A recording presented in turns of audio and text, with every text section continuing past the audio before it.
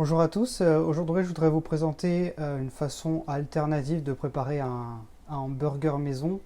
Donc principalement pour éviter les deux écueils principaux qu'on retrouve dans un burger classique, chose qu'on cherche à éviter surtout si on fait attention, en particulier à l'apport en glucides, puisque vraiment dans le burger c'est le pain qui va poser le plus de problèmes sur la quantité de glucides, puisque souvent c'est un pain qui est un pain blanc, et donc ça veut dire des glucides qui sont directement assimilés et avec très peu de fibres, donc très peu pour limiter l'absorption de glucides. Et donc ça fait un indice glycémique très élevé sur le pain du burger. Et donc c'est quelque chose que en tout cas je vais vous présenter une alternative à ça pour éviter ce problème. Et une autre chose qu'on pourrait chercher à éviter aussi dans le burger, c'est la viande qui est souvent très cuite. Et donc vous savez peut-être qu'une viande très cuite, les acides gras qui sont dedans, comme toute graisse trop cuite, va finir par se transformer en acide gras trans. Dans les chaînes ou les burgers qu'on mange à l'extérieur, pour des raisons sanitaires, ils sont obligés de cuire beaucoup les viandes. Et donc c'est un souci parce que du coup on génère ces acides gras trans qui sont nocifs. Hein. C'est clairement montré que ceux-là sont cancérigènes et ils sont très fortement suspectés comme étant les responsables des accidents cardiovasculaires, de l'encrassement des artères. Donc c'est vraiment des acides gras à éviter. Et donc pour ça, en faisant soi-même, on peut faire des steaks hachés pas trop cuits et qui restent saignants à cœur et qui ne sont pas trop grillés à l'extérieur, puisque c'est vraiment là qu'on forme les acides gras nocifs. Mais je vais aussi vous présenter une alternative végétarienne pour plaire un peu à tout le monde, mais tout en donnant en mettant des épices dedans pour donner un petit coup de fouet quand même et que ça soit pas trop fade à la dégustation. Donc pour ça, on va faire un burger. Donc je vais vous montrer comment faire les pains, les buns, d'une part, donc avec très peu de glucides. D'autre part, comment faire un steak végétal qui peut aller dans un burger. Un burger qui aura du coup plus un thème mexicain ou texan, puisque je vais vous montrer, on va faire une guacamole pour mettre dessus en plus. Et puis les épices que je vais mettre dans le steak végétal seront assez typées Amérique centrale. Et donc après, à votre fantaisie, les légumes que vous pourriez vouloir mettre, tranches de tomates, etc. Et puis des tranches de fromage si vous le désirez. On va commencer par faire les pains. Donc des pains qui sont directement tirés de la cuisine cétogène, donc cuisine avec très peu de glucides. Et donc c'est des pains qui sont à base de farine, c'est de la poudre d'amande en fait, hein, simplement de l'amande entière que j'ai mixée directement, ou vous pouvez utiliser de la poudre d'amande. Le psyllium qui va donner la texture type pain, qui va faire le côté un peu alvéolé, un peu gonflé. Et puis après, c'est le blanc d'œuf qui va servir de liant, principalement au mélange. Et puis à ça, on va ajouter un peu de poudre à lever pour donner encore plus de l'aspect gonflé. Du vinaigre de cidre pour relever un peu en goût. Et puis si vous voulez, vous pouvez mettre du sel. Dans mon cas, je ne vais pas en mettre. Et tout ça avec de l'eau, évidemment. Pour commencer, on va préparer la pâte. Donc pour ça, je prends la poudre d'amande. Donc si vous visez à faire à peu près 4 pains à burger, pour faire 4 burgers, vous visez à peu près donc là 140 g de poudre d'amande. Donc là, comme c'est des amandes que j'ai mixées directement, c'est des amandes qui ne sont pas dont l'enveloppe n'a pas été retirée, donc c'est pour ça que ça donne cet aspect un peu plus brun que de la poudre d'amande classique qui est plus beige jaune même. Mais ça change rien à la préparation au final. Donc l'avantage de la poudre d'amande, c'est le côté rassasiant que ça apporte. Donc ça va faire un pain qui va bien caler. Et donc à ça, j'ajoute le psyllium. Donc ça, vous trouvez très facilement en magasin bio. Hein. Parce que c'est aussi très prisé pour la cuisine sans gluten. Ensuite, donc le psyllium, j'ai mis 50 grammes. Et à ça, on va ajouter de l'eau très chaude, hein, bouillante quasiment. Et donc là, je vais mettre 240 ml d'eau dans le mélange. À quoi on va ajouter, comme je vous disais, un peu de cidre. de vinaigre de cidre, pardon, pour l'acidité. Donc 2 cuillères à café de cidre et puis la même quantité en poudre à lever.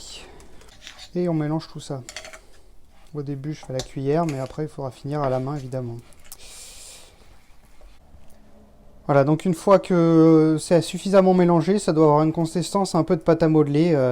Garder un peu la forme, mais il ne faut pas trop faire non plus, sinon après, ça se tient plus très bien. Donc là, ça se tient vraiment bien, donc c'est que la consistance est idéale.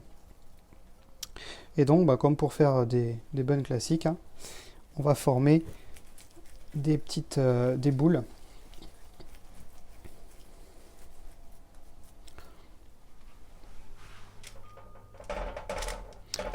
Que j'étale un petit peu pour donner une forme bien de burger. Hein. Et voilà, donc une fois étalés, bon, ils ont une forme un peu régulière, mais à la cuisson, ils vont vraiment gonfler. Et donc, il n'y aura pas cet aspect un peu irrégulier une fois que c'est cuit. Voilà, donc vous enfournez ça à 180 pour 50 minutes, voire 1 heure, selon le four et puis la taille du pain que vous avez formé. Alors ensuite, on va préparer les steaks végétaux. Donc là, c'est relativement simple. Hein. Souvent, ce qui est recommandé, donc, c'est de prendre une base de légumineuses. Donc c'est ça qui va faire l'apport en protéines pour faire l'équivalent de la viande que ça remplace.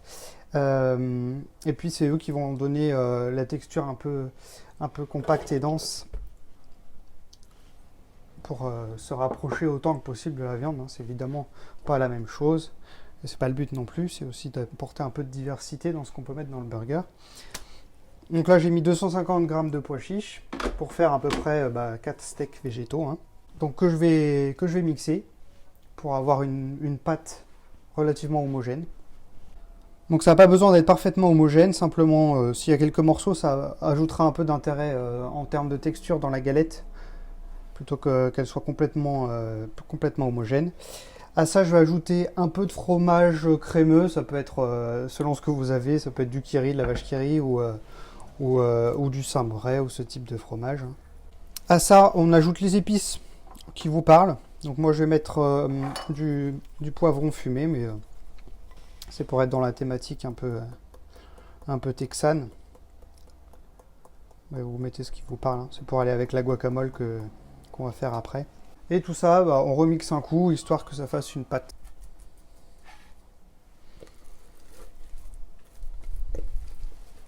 Puis donc, il suffit d'homogénéiser un peu à la fin, si jamais ça s'est pas bien mélangé. Je vais incorporer un œuf au mélange, qui va servir de liant à la cuisson.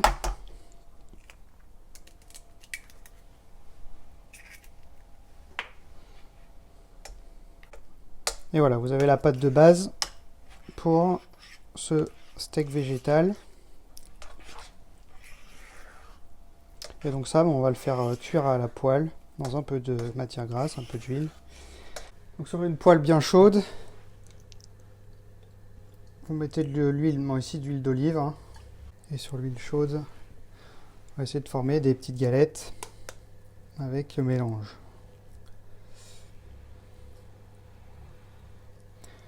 En visant le diamètre à peu près des steaks, des pains qu'on a préparés. C'est important de bien laisser cuire et de surtout pas retourner trop tôt, sinon ça risque d'exploser et dans ce cas-là, ce sera difficilement récupérable. Et pendant ce temps-là, on va préparer la guacamole. Donc là, c'est très simple. Hein. Il suffit simplement de prendre un avocat, de l'éplucher, de l'écraser dans un bol ou un saladier.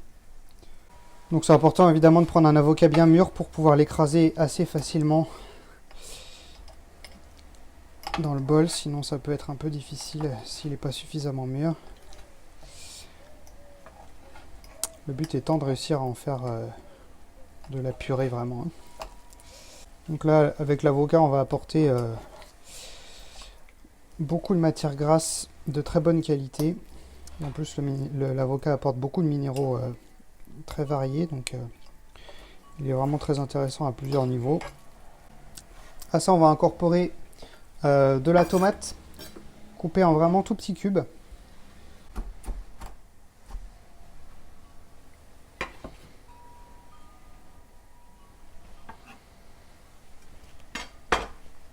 On peut aussi alternativement utiliser des oignons coupés très finement aussi, ou même les deux mélangés, ça n'a pas trop de... C'est selon les goûts et les préférences de chacun. À ça, on va ajouter donc les épices aussi. Donc soit vous trouvez des mélanges dans le commerce directement pour guacamole, ça peut être une solution. Ou alors vous pouvez composer vous-même vos mélanges pour avoir vraiment un style mexicain. C'est important qu'il y ait un peu d'ail dans le mélange, et puis après des épices fumées éventuellement, du paprika. Des mélanges type cajun conviennent très bien aussi. Dans l'absolu, c'est assez épicé hein, la guacamole, donc vous pouvez la faire relever aussi au piment si vous le souhaitez. Voilà, la guacamole est prête. On va juste l'arroser de citron. Pas trop, que ce soit pas trop liquide non plus. Voilà, et ça on peut laisser reposer un petit peu. Le citron va faire que l'avocat va pas trop brunir, même si vous préparez à l'avance la guacamole. Donc une fois que vous voyez que ça se décolle d'une pièce, vous essayez de les retourner le plus délicatement possible, de façon à former votre galette. Donc une fois que vos galettes sont cuites, vous les conservez, pas nécessairement au frais, hein, mais juste prêtes à être utilisées. Et ensuite, ce sera les pains qui seront terminés. Une fois les pains finis et quand vous êtes prêt à faire la dernière phase de la préparation et à dresser le burger, vous assemblerez tout. Donc, en tout cas, le pain du dessous évidemment, la galette, la guacamole, éventuellement un fromage si vous le souhaitez, ou quelques légumes par au-dessus, et vous refermez. Et ça, vous réenfournez au four pendant 5 minutes, juste histoire de réchauffer l'ensemble et que les arômes se mélangent un petit peu. Et votre burger sera prêt à être consommé. Donc vous avez vu comment préparer vous-même un burger très différent et avec des objectifs différents de ce qu'on retrouve d'habitude. Vous n'êtes pas obligé, enfin je veux dire, c'est pas essentiel de substituer la viande par un steak végétal. Ça peut être une façon de varier les plaisirs et de changer un peu si vous mangez régulièrement ce type de plat.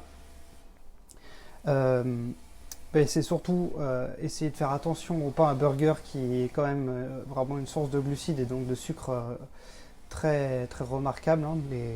Le pic glycémique qu'il engendre n'est pas négligeable, notamment pour les diabétiques. Et pensez bien à accompagner ça pour aller jusqu'au bout du mouvement, hein, d'un accompagnement plus équilibré aussi, des aubergines ou des courgettes frites par vous-même, ou une salade si le burger vous suffit, puisqu'il sera quand même relativement plus nourrissant qu'un burger classique par la présence des amandes dans le pain, et puis les pois chiches dans le steak végétal vont être aussi très bourratifs, donc il se peut que le burger à lui tout seul vous suffise. Donc voilà pour cette recette. On se retrouvera bientôt pour d'autres alternatives à des plats assez connus et trouver des solutions pour essayer de les garder intéressants, mais leur apporter un intérêt nutritionnel plus marqué. À bientôt!